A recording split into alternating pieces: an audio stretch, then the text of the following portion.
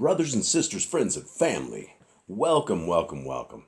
Thank you guys so much for your time. Thank you so much for your precious time as we go through the amazing words of our Messiah. And a lot of people know our Messiah as Jesus.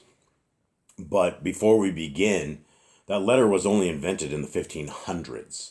And there's no letter J in the Hebrew alphabet. There's no J sound.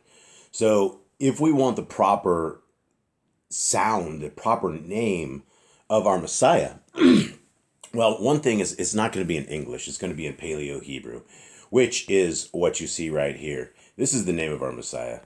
And his name is Yahushua. And different variations of Yahushua are Yeshua, Yahusha. There's a lot of different variations of this name and how people say it. And I think if our Messiah was walking down the street and you said Yahushua or Yeshua, I think he would absolutely turn around. He would probably turn around if you said Jesus as well.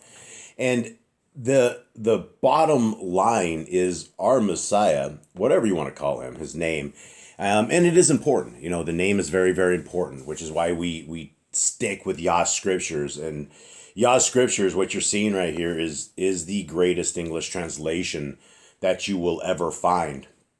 And it's 100% free.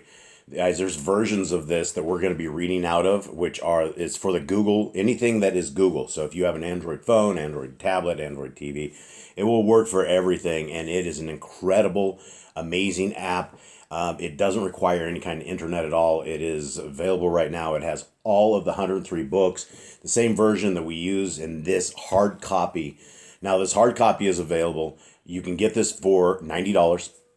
It is probably the cheapest of any translation. The competitors who basically are the reason that we are here, they rip the people of our Creator off for about $450 for a book a little bit smaller that does not have the complete books and is not the large font that this is.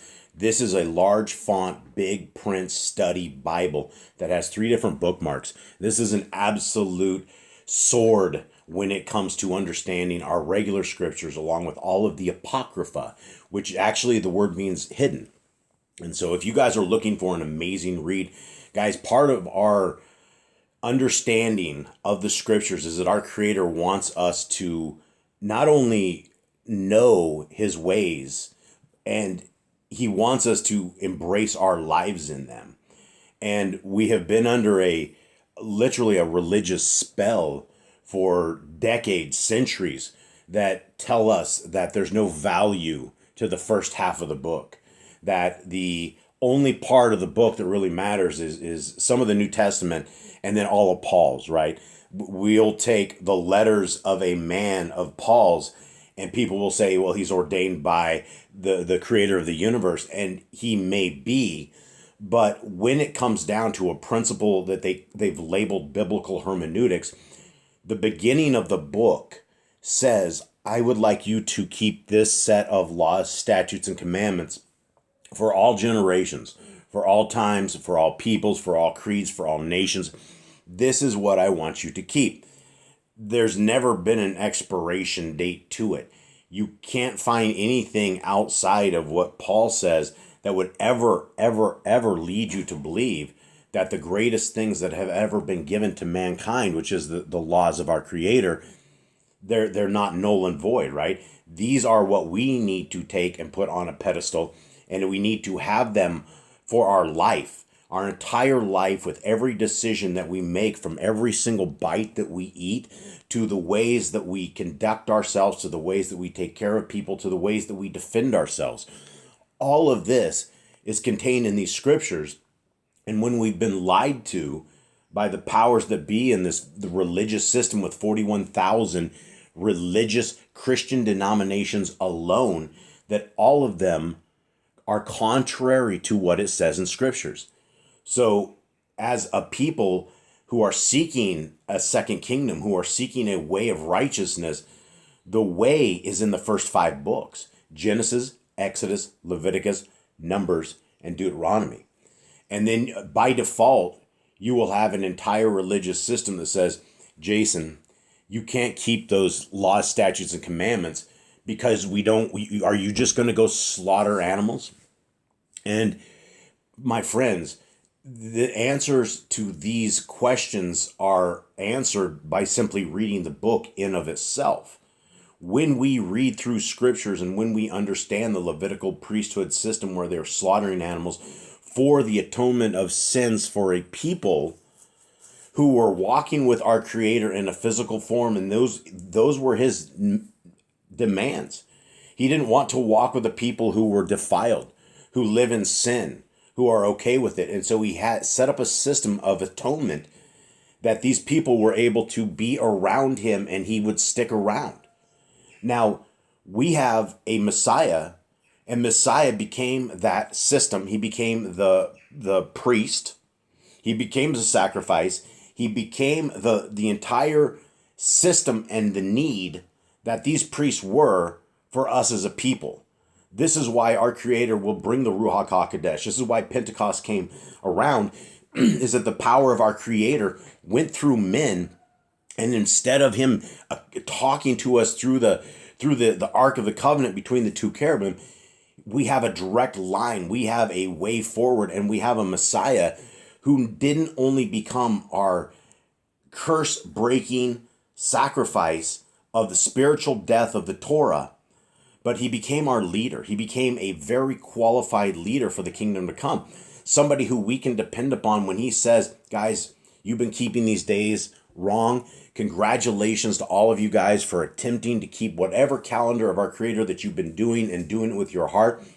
But this is the way that it was ever intended. And he will align us. He will be our shepherd. That's what we're missing. Excuse me. We're seeking our shepherd. And so it is within these scriptures and is within this entire system that we can understand how our Messiah is. And this book is probably one of my favorites in all of scriptures. But at the same time, every book is my favorite in all of scriptures. And if our commandment is to know these scriptures and to write them on our heart, mind, and soul, and to rise to them and go to sleep with them and to indoctrinate our children with them, because when you understand there is a tremendous amount of value in them. And I will tell you, I had dads. I never had a dad. My first dad was gone before I was, I guess, even a couple months old. Second dad is like 3 or 4 when my mom divorced him. Third dad, she stayed with him, but I never really got along with him. And I had what my mother gave the best understanding of the rules of man to me. And she only gave me a couple of the 10 commandments because we didn't worship on the Sabbath day. And then she gave me that the laws were on the cross. I don't have to keep them. And so I'm not accountable to the Creator of the universe, who is going to judge me by these exact same rules. And so I didn't have the weapons and the defense system and the armor and the shields that I needed to go into this world. And I'm sure a lot of you guys didn't as well. And so it is by only the grace of our Creator that he allowed our eyes to be open, that we somehow came to the understanding that, look, we need not only to read these scriptures, but we need to apply them to our lives. And people will say, well, the laws are hard. They're bondage. They're things that we just can't keep. And I will always defend that by saying, not only are they extremely easy to keep once you start keeping them, but they become something of your life and in your life, and there's blessings that come from this. There's not only life blessings and spiritual defense that you end up getting, but you become a true child of the Most High. Now, our Creator is going to send his Son back, and he's going to bust a huge city out on top of a mountain range, and that city is going to be the New Jerusalem. It's going to be the place where our Messiah reigns for 1,000 years. And this is where we're going to be hopefully called over, right? But Revelation 14:12 very clearly says the only people who are saved have 2 qualifications. They keep the laws, statutes, and commandments of our Creator, and they have the faith of Messiah Yahushua. right? We have to understand that the Son, the real Son of the Most High, came and was built into the human form just like we are, so that he knew exactly the pain that we felt, so that he would know the same temptation that we feel. And he was probably even tempted even far more than we ever were. And he did it. And he walked that Torah perfectly. And he says, if you love me, keep my commandments. Well, he has very clearly said his commandments come from his Father. He gives us newer pieces of the additions of the Torah, but it never changes the original Torah. We learn things, much more things. And this is where in this book of the Netzarim, the book of Khalidi, this is where we're learning a lot of things. And for anybody who hasn't checked out the last segments, guys, check them out. See what you guys think. There's some incredible words that come out of this book because it's the words of our Messiah. Now, the very first thing that we're catching in verse 45 and it's just amazing, right? Right before this, we were talking about prayer, a little bit about prayer. And Messiah says, don't be repetitious, right? Don't ramble on, right? And I made the point that our Creator is so intelligent and so brilliant beyond anything that we can even understand, that even for us, as if somebody sat across from us and said the same thing over and over and over and over again, it's going to get tiresome, right? It's going to get boring. It's going to get like, let's get to the point. What is the point, right? Our Creator doesn't need you to hound him and go over and over and over. We, by default, by being Torah keepers, by having the faith of Messiah Yahushua, have the ear of our Creator, right? Sometimes what we pray is not in his will. Sometimes what we pray would harm us in the future, and we have no idea what the future holds. But we do know that our Creator holds us in the palm of his hand. And when he holds us in the palm of his hand, we have to understand that's Dad. That's Pops. That's Father, right? This is the greatest Father that we could ever possibly have, who has given us a moral code, who has given us a way forward, who is giving us another chance after he already gave us a gift of life and the gift of vision and hearing and smell and feel and touch and love. All of these things, what a gift, right? What an experience on these flat lands that we live in, that we have a chance to find love. Some of us, right? Sometimes in just the love of a cat, the love of a dog, right? Just these precious things in life that our Creator has built, these incredible designs and animals in such a perfect fashion that we can coexist. And it's a beautiful thing. So continuing on, Messiah talks about what prayer needs to be, what it needs to sound like. So again, this says this is the pattern for prayer, right? This isn't the prayer of all prayers, right? This isn't what we memorize, and this isn't what we say over and over and over, because our Creator wouldn't want to hear it like this.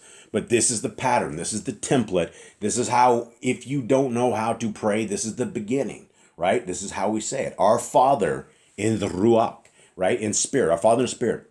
May your nature become known among men and your rule established on earth, according to the plan of the Shamayim. Okay, guys, this is one of these rapture things, right? That the people believe that the magical rapture school bus that has bus driver Jesus, it takes everybody who's living in sin and it takes them out of any kind of tribulation whatsoever, when clearly throughout the book of Revelations, we're here to the very end. But Messiah says it even more clear, right?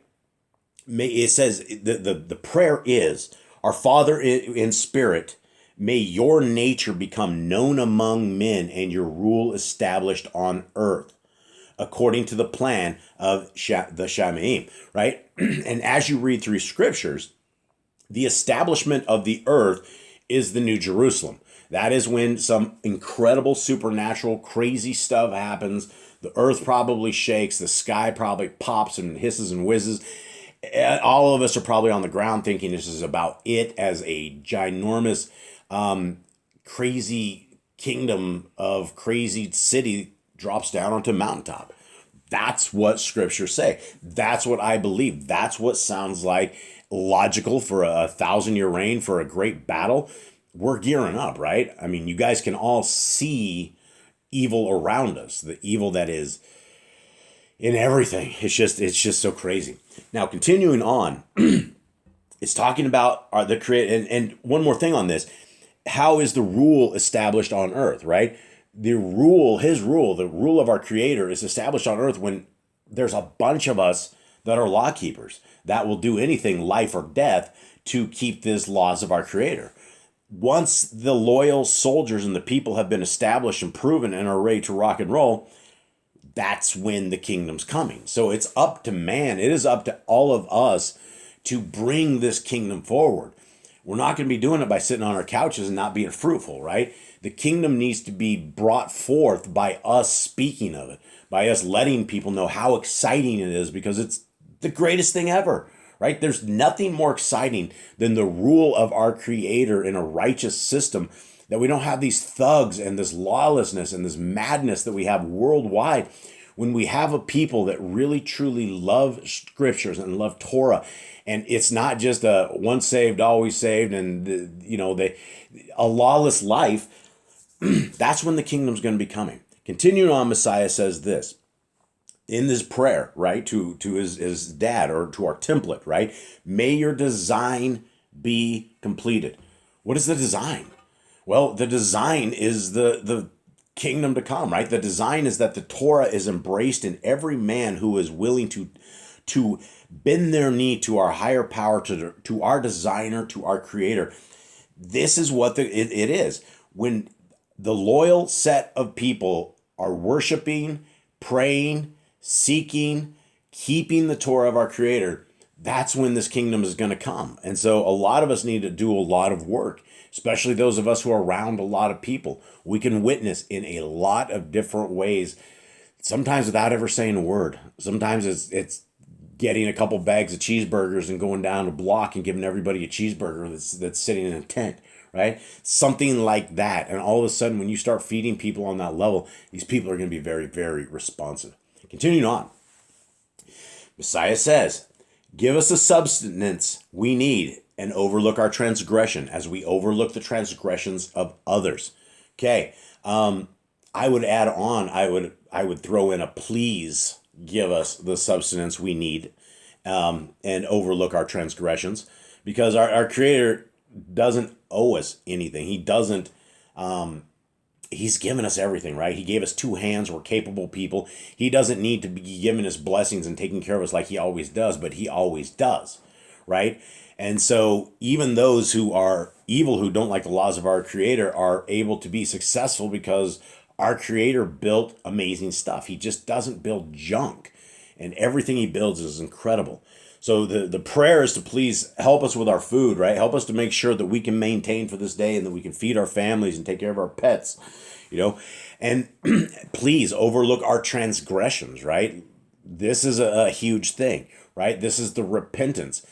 Every day that we live and breathe, we would do things that would break the Torah by an evil thought, but just by things in our own minds is how we can break the Torah, and things we will have to account for. And then sometimes we do even worse, and then we bring the evil out into fruition by typing it up or by speaking it, and then all of a sudden it's even worse, right? So we have a lot of transgressions, all of us. We're humans, and we need to just dial it in and get better and try to make this kingdom. Okay, do not test us too severely and strengthen us against the servants of evil. We know that from the words of Messiah that these lands that we walk on are simply a testing ground. And our Messiah says this earth is a great place to do it. Are we qualified? Will we make the soldiers of the kingdom? Are we soldiers of Yah? Will we be anywhere near our Messiah? Will we even have the privilege to look upon him and speak to him and talk to him? Will we get to hang out with Moshe, right? We will be tested, and to make eternity forever, why wouldn't we be tested? Why wouldn't the designer of the universe, why would he just give everything carte blanche free, right? Why would he just let everybody who isn't going to be loyal in the kingdom to come, just come on in, right? Come on in, everybody, right? It's the parable of the people that, were going to the wedding dinner and nobody showed up, and then they went and got all the people of the street and just the workers. And one dude came in and he had all bad clothes and just filthy and just didn't care that he had made it. And the creator says, Messiah says, tell him to drag him out and put him into bondage. This is important that we pass our tests, and these tests are a daily test. These things are things that we know from scriptures that our creator will not test us beyond what our range is. But we must know that we will be tested. And again, I've talked about this, but Revelation is very, very clear when it talks about how badly Satan hates us. And if in the Apocrypha, you guys ever read the books of Adam and Eve, the translation in Yah Scriptures, it is a very open-eyed view into how badly Satan hates us and how much he wants us dead, how much he'll do absolutely everything to take a soul, and how vile of a creature he and his horde of demons are. And they are against mankind because mankind has a different place in the world and in humanity in the kingdom to come. And the devil is just he's a rebel. He doesn't care about what our Father has to say, and he's the bad dude. He's really, really the bad dude, along with 33% of all these demons. Continue on, and this is going on the prayer. If you overlook this is not. He's talking again. If you overlook the failings of others and forgive people for the wrongs they have done to you, then the burden of your own will be alleviated. Big stuff, right? It talks about forgiveness so much in scriptures. Messiah talks about how much do we need to forgive our brother. And it's 70 times 7 and literally beyond, right? 70 times 7 was just the number. A lot of sevens in there, right?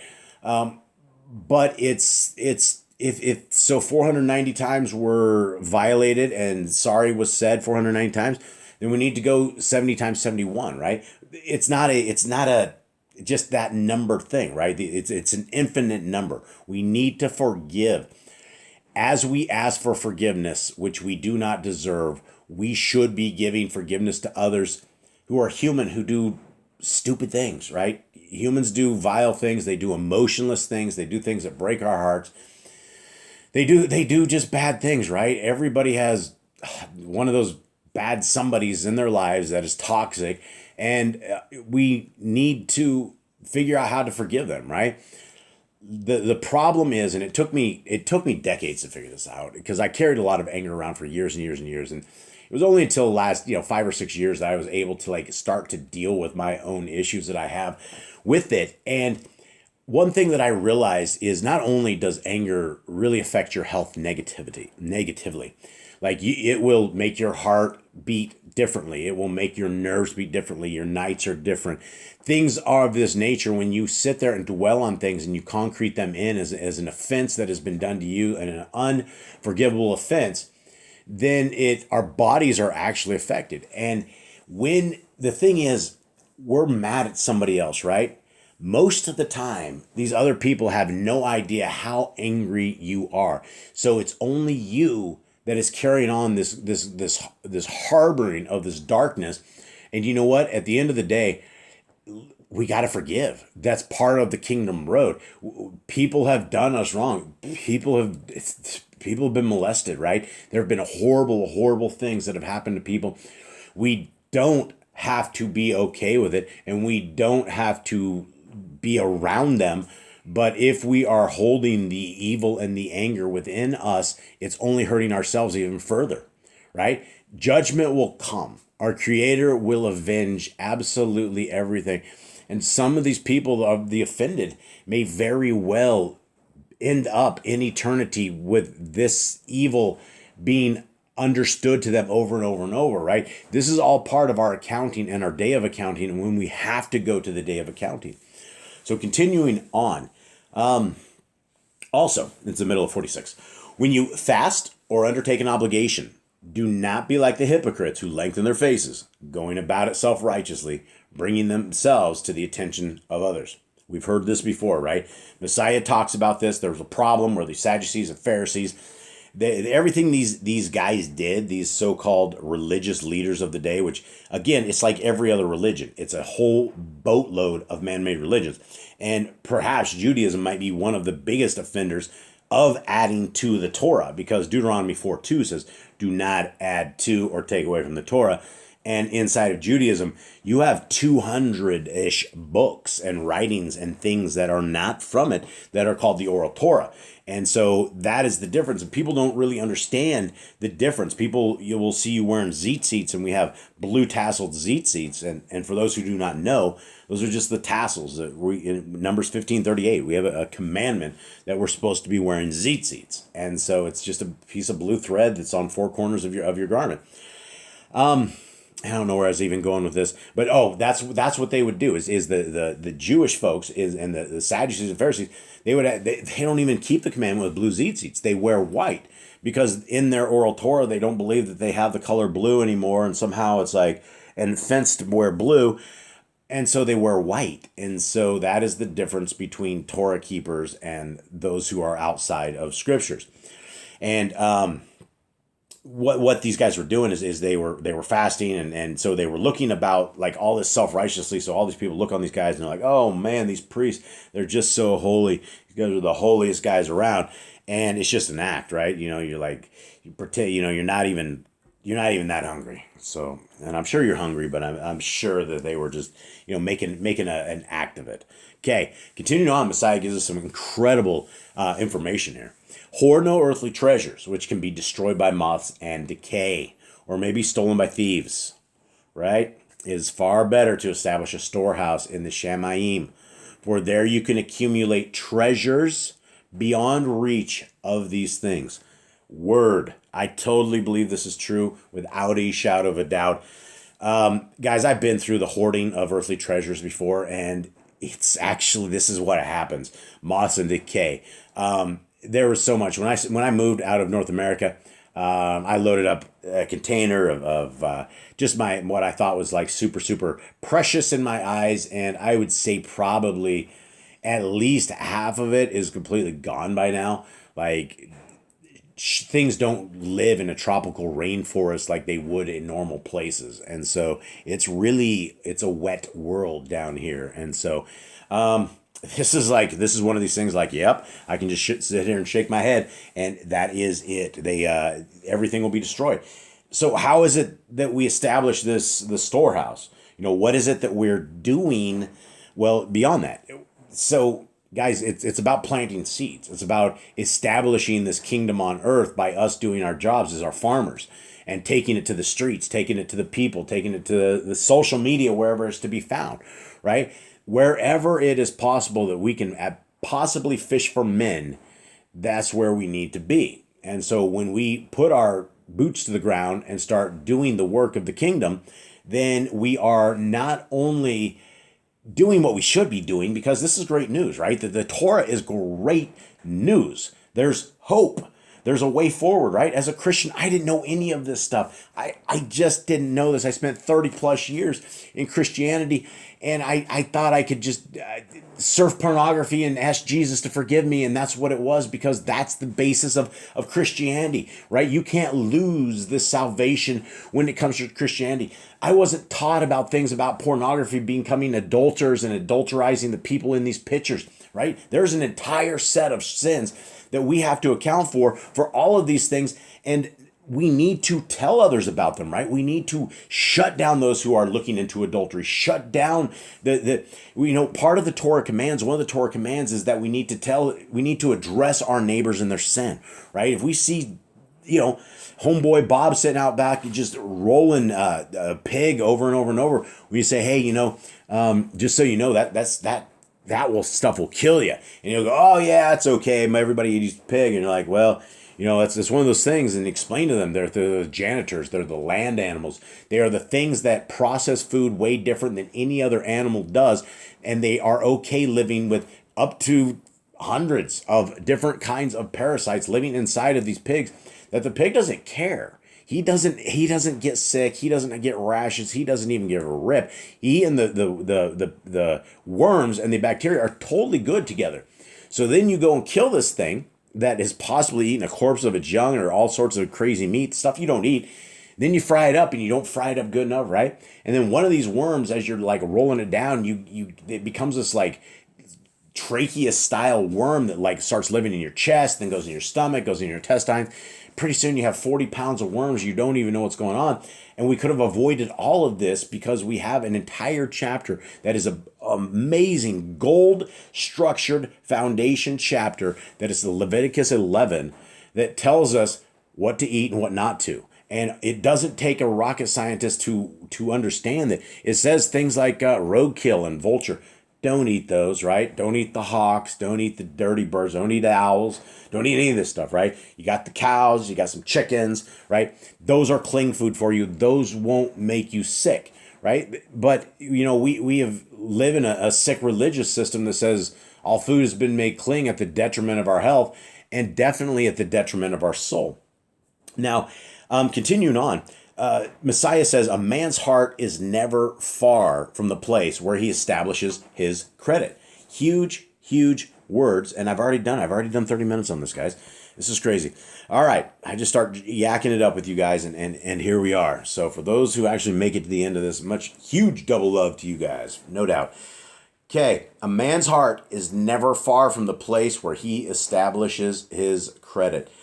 Guys, this is huge. If we don't take anything away from this, this is our Messiah saying that whatever our focus is on in this life is where we're establishing our credit.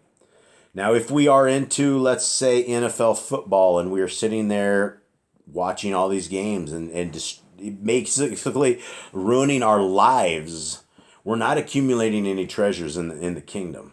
Now, I'm not saying you're going to hell for watching football, but where we lay our focus is where we establish our credit, right? If you know all the stats of all these football things, but you don't know the 150 laws that we have, and you don't know them in your heart, mind, and soul, but you can tell us all these stats and all the stuff. Same for the video games, right? If you guys are only playing video games, if this is your only focus, and you guys don't even know the 150 commands that our Creator has given to us that we need to be living by, that we will be judged by, that we are going to be basically denied kingdom access or allowed kingdom access by doing, right?